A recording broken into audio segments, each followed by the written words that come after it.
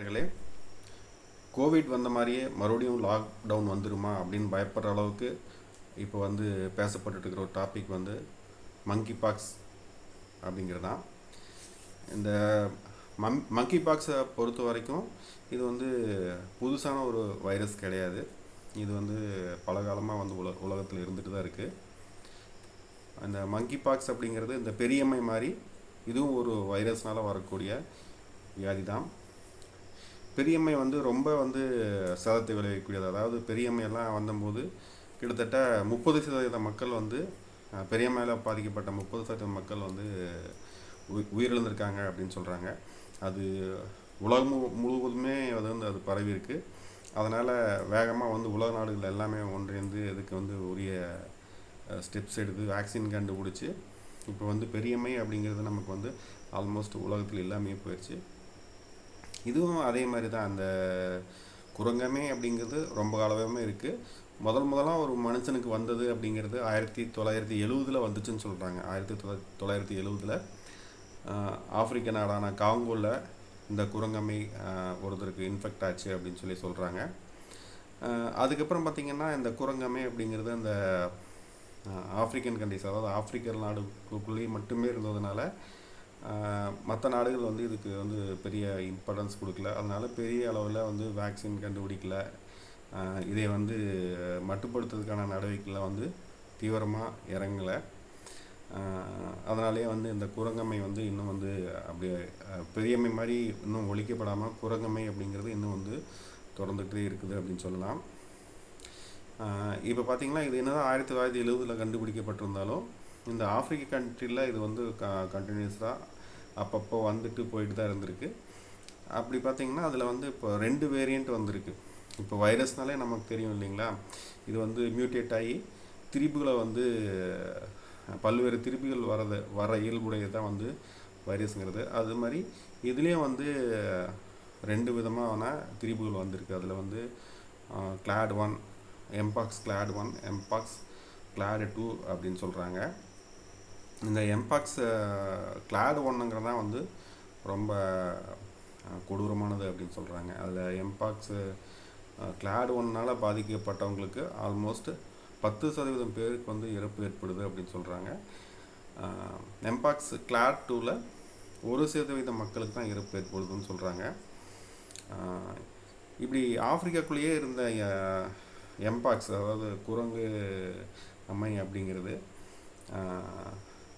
எப்போ முதல்ல மற்ற நாடுகளுக்கு பரவ ஆரம்பிச்சது அப்படின்னா கோவிடுக்கு அப்புறம் 2022 இந்த ஆப்பிரிக்காவிலேருந்து மற்ற நாடுகளுக்கும் வந்து இந்த எம்பாக்ஸ் வந்து மங்கி பாக்ஸ் வந்து பரவ ஆரம்பிச்சிருக்கு.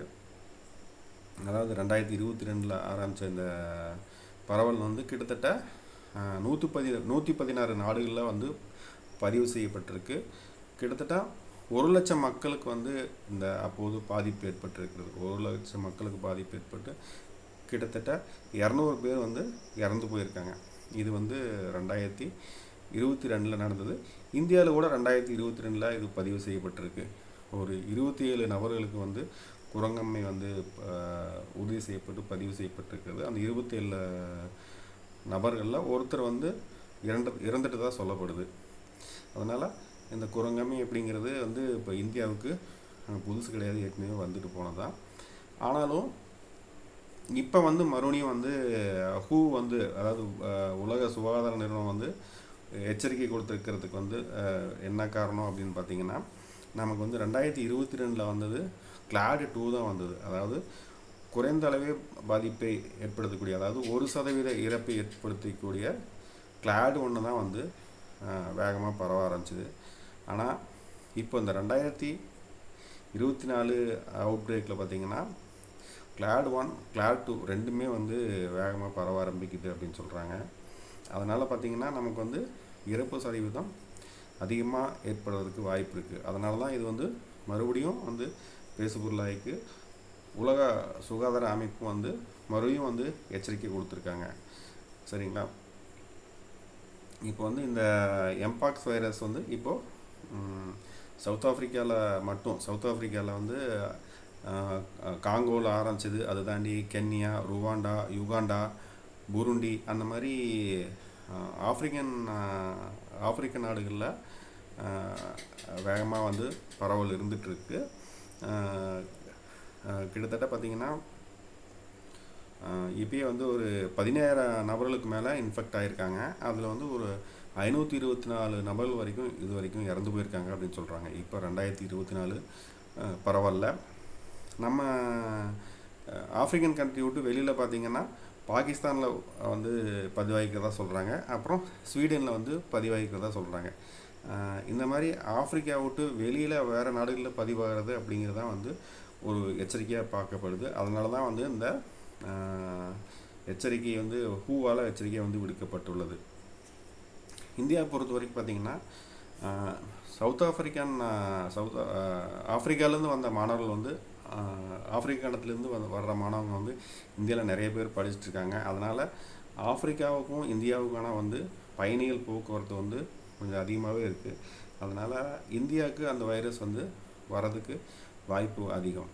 அதனால் இப்போது உலக சுகாதார நிறுவனம் கொடுத்த எச்சரிக்கை எடுத்து இப்போது ஏர்போர்ட்டில் வந்து ஸ்க்ரீனிங் பண்ண ஆரம்பிச்சிருக்காங்க. அதாவது சவுத் ஆஃப்ரிக்காலேருந்து வர்ற பேசஞ்சருங்களை ஏர்போர்ட்டு அண்டு சீபோர்ட் ரெண்டுலேயுமே வந்து இந்த ஸ்க்ரீனிங் பண்ண ஆரம்பிச்சிருக்காங்க. அதாவது இந்த வைரஸ் எப்படி இருக்கும் அப்படின்னா கிட்டத்தட்ட 21 நாள் வரைக்கும் நம்ம உடம்புக்குள்ளேயே டார்மண்ட்டாக இருக்குன்னு சொல்கிறாங்க. 21 நாள் வரைக்கும் இன்ஃபெக்ட் ஆன 21 நாளுக்குள்ளே வந்து நமக்கு வந்து அதுக்குரியான அறிகுறிகள் தோன்றி நமக்கு வந்து அது அறிகுறிகள் காமிக்க ஆரம்பிச்சிடும். 21 நாளைக்கு இல்லை அப்படின்னா நமக்கு வந்து மங்கி பாக்ஸ் இல்லை, இன்ஃபெக்ட் ஆகலை அப்படின்னு அர்த்தம். அதனால் இந்த மங்கி பாக்ஸ் வந்தவங்களுக்கான அறிகுறி எப்படி இருக்குன்னு சொல்கிறாங்கன்னா காய்ச்சல், தலைவலி, அந்த மாதிரி உடல் வலி, அந்த மாதிரி உபாதைகள் இருக்கும் அப்படிங்கிறாங்க. அப்புறமே நமக்கு இந்த தொண்டைக்கிட்ட வீங்கும் இல்லையா, கழுத்துக்கிட்ட வீங்கிறது, நிணநீர் சுரப்பிகளில் வீக்கம், அப்புறம் அதுக்கப்புறம் வந்து அம்மைக்கே உரிய இதுவான கொப்பளங்கள் வருது. அது முகத்தில் ஆரம்பித்து முகத்தில் கொப்பளம் போட ஆரம்பித்து உடம்புல எல்லா பகுதியிலும், அதாவது பால் உறுப்புலேருந்து ஆசன வாய், தொண்டை எல்லாத்துலேயுமே எல்லா உறுப்புலேயுமே வந்து இந்த கொப்பளங்கள் வர்றதுக்கு வாய்ப்பு இருக்குது அப்படின்னு சொல்கிறாங்க. அதனால் வந்து இதனால் இன்ஃபெக்ட் ஆனவங்களுக்கு வந்து ரொம்ப வந்து உடல் உபாதைகள் வந்து ரொம்ப அதிகமாக இருக்கும் அப்படிங்கிறது இதில் ஒரு சந்தேகமும் கிடையாது. ஆனால் வந்து ஒரு 2 வாரம் அல்லது 3 வாரத்தில் அவங்களுக்கு அந்த சப்போர்ட்டிவ் தெரப்பி, அதாவது அந்த காய்ச்சலை குறைக்கிறதுக்கு இப்போது அந்த மாதிரி சிகிச்சைகள் கொடுத்தாலே, அதாவது சிம்டம்ஸை வந்து அரெஸ்ட் பண்ணுறதுக்கான சிகிச்சைகள் கொடுத்தாலே பெரும்பான்மையானவங்களுக்கு வந்து இந்த 2 வாரம் 3 வாரத்துலேயே ரெக்கவர் ஆகிடுறாங்க அப்படின்னு சொல்கிறாங்க. இப்படி ரெக்கவர் ஆகாமல் காம்ப்ளிகேஷன் போகிற கேஸுங்களுக்கு தான் வந்து இறப்பு ஏற்படுது அப்படின்னு சொல்கிறாங்க. நம்ம எப்படி கோவிட்டில் பார்த்திங்கன்னா நம்ம கோவிட் வந்தவங்க எல்லாமே வந்து இறந்து போகல, வீட்லேயே பெரும்பாலானவங்களுக்கும் வீட்லேயே சரியாக இருக்குது. கொஞ்சம் பேருக்கு தான் அந்த காம்ப்ளிகேஷன் வந்திருக்கு. அந்த SpO2 குறைஞ்சிட்டு லங் வந்து ரொம்ப அஃபெக்ட் ஆகி SpO2 குறைஞ்சி ரொம்ப கொஞ்சம் பேருக்கு தான் வந்து அந்த காம்ப்ளிகேஷன் வந்திருக்கு. அந்த மாதிரி காம்ப்ளிகேஷன் வந்தவங்க தான் இறந்து போயிருக்காங்க. இந்த கேஸ்லையும் அதே மாதிரி தான். காம்ப்ளிகேஷன்ஸ் வரலன்னா உங்களுக்கு வந்து உடல் உபாதைகளோடு நமக்கு வந்து நம்ம பிரச்சனை முடிஞ்சிடும். நம்ம வந்து இதில் வந்து சர்வைவ் ஆயிடுவாங்க இன்ஃபெக்ட் ஆனவங்க. அதுதான் சொல்கிறாங்க. அப்புறம் பார்த்திங்கன்னா இது வந்து கோவிடோட வந்து பெரிய எபிடமிக்காக இருக்குமா அப்படின்னு கேட்டால் அந்த மாதிரி இருக்கிறதுக்கும் வந்து வாய்ப்பு இருக்குது. ஆனால் இது வந்து பரவுகிற வழிகள் வந்து கோவிடோட நிறையான வழிகள்லேயே பரவுது. கோவிட் வந்து தும்மல், அந்த மாதிரி இருமல், தும்மல், அது வழியாக தான் வந்து கோவிட் வந்து மேஜராக பரவுச்சு. ஆனால் இதில் பார்த்திங்கன்னா இருமல், தும்மல், நம்ம தொடுதல், ஸ்கின் கான்டாக்ட்னால, அதாவது இப்போது அந்த மங்கி பாக்ஸ் வந்தவங்களோட ட்ரெஸ்ஸு நம்ம மேலே படுறதுனால, இப்போ எந்த விதமான கான்டாக்ட் இருந்தாலுமே நமக்கு வந்து இந்த மங்கி பாக்ஸ் இன்ஃபெக்ஷன் பரவுறதுக்கு வாய்ப்பு இருக்குது அப்படின்னு சொல்கிறாங்க. அதனால் நம்ம கோவிடோடவே வந்து இது வந்து சீக்கிரமாக வேகமாக பரவக்கூடிய வாய்ப்பு இருக்குது. அதனால் வந்து நம்ம எச்சரிக்கையாக தான் இருந்தாகணும். நம்ம வந்து இதுவாக இருந்துட முடியாது. இப்படி இருந்தாலும் நம்ம கோவிடுக்கு வந்து எப்படி ரெம்டிசிவிர் அப்படின்னு சொல்லி ஒரு மருந்து இருக்கோ, அதே மாதிரி இதுக்கும் டெக்கோவிர்மேட் அப்படின்னு சொல்லி ஒரு மருந்து இருக்குது அப்படின்னு சொல்கிறாங்க. அதெல்லாம் வந்து இப்போ எந்தளவு கையிருப்பில் இருக்குது அப்படிங்கிறது நமக்கு தெரியல. அதே மாதிரி இதுக்கு வந்து வேக்சினும் வந்து ஏற்கனவே இருக்குது அப்படின்னு சொல்கிறாங்க. அதாவது 2 டைப் MVA-BN அப்படின்னு சொல்லி ஒரு வேக்சினும், இன்னொரு வேக்சின் வந்து LC16 அப்படின்னு சொல்லி ஒரு 2 வேக்சின் இருக்குதுன்னு சொல்கிறாங்க. இதளவுக்கு ஓரளவுக்கு 80% வரைக்கும் இது வந்து ப்ரொடெக்ஷன் கொடுக்குது. அதாவது இந்த மங்கி பாக்ஸ்கிட்ட வந்து ஒரு ப்ரொடெக்ஷன் கொடுக்குன்னு சொல்கிறாங்க. இதுபோக நம்ம நார்மலாக சின்னம்மைக்கு யூஸ் பண்ணக்கூடிய வேக்சினே இதுக்கு வந்து ஓரளவுக்கு ப்ரொடெக்ஷன் கொடுக்குது, பாதுகாப்பு கொடுக்குது அப்படின்னு சொல்கிறாங்க. அப்புறம் பார்த்திங்கன்னா உலக சுகாதார நிறுவனம் என்ன சொல்லியிருக்காங்க அப்படின்னா, உலக நாடுகள்லாம் வந்து இந்த வேக்சினோட எம்பாக்ஸ் வேக்சினோட கையிருப்பை கொஞ்சம் அதிகப்படுத்திக்க சொல்லி ஒரு இன்ஸ்ட்ரக்ஷன் கொடுத்துருக்காங்க. அதனால் நம்ம வந்து இப்போ யாரும் பெரிய அளவில் வந்து பயப்பட தேவையில்லைங்கிறது என்னோட கருத்து. ஏன்னா வந்து நம்ம கோவிட் வந்தபோதே நம்ம மத்திய அரசும் சரி, மாநில அரசும் சரி ரொம்ப சாமர்த்தியமாக சமாளித்து நம்மளை எல்லாம் அந்த கோவிட் அவுட் பிரேக்லேருந்து நம்மளை வந்து காப்பாற்றிருக்காங்க. அது மட்டும் இல்லாமல் நம்ம வந்து இந்தியா பொறுத்த வரைக்கும் பயோடெக்னாலஜியில் நம்ம ரொம்ப அட்வான்ஸ்டாகவே இருக்கோம். புது வேக்சின் கண்டுபிடிக்கிறதாகட்டும், இல்லை ஏற்கனவே கண்டுபிடிச்ச வேக்சினை இங்கே வந்து இந்தியாவில் மாஸ் ப்ரொடக்ஷன் பண்ணுறதுலேயும் நம்ம வந்து இந்தியா வந்து ஒரு மாஸ்டர்னே சொல்லலாம். அதனால் தேவை ஏற்பட்டுச்சுன்னா பெரிய அளவில் மாஸ் ப்ரொடக்ஷன் பெரிய அளவில் இந்த தடுப்பூசிகளை வந்து தேவையான அளவுக்கு உற்பத்தி பண்ணி நமக்கு வந்து மக்களுக்கு கொடுத்து அரசு நம்மளை வந்து காப்பாற்ற முயற்சிக்கும் அப்படிங்கிறதுல எந்த கருத்தும் கிடையாது. அதனால் நம்ம இந்த எம்பாக்ஸ் வந்து இது வரைக்கும் இந்தியாவில் வரல. அப்படியே வந்தாலும் நம்ம அரசு வந்து என்ன வழிகாட்டல் நெறிமுறை கொடுக்குறாங்களோ அதை வந்து நம்ம பர்ஃபெக்டாக ஃபாலோ பண்ணி நம்ம வந்து இதை வந்து ஜெயிக்க வந்து முயற்சி பண்ணுவோம்.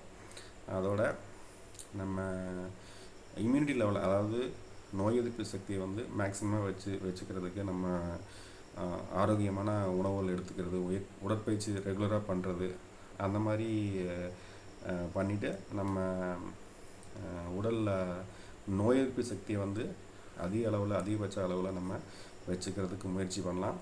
அதனால் இப்போதைக்கு வந்து நம்ம இதை பற்றி ஒன்றும் பயப்பட வேண்டியது கிடையாது.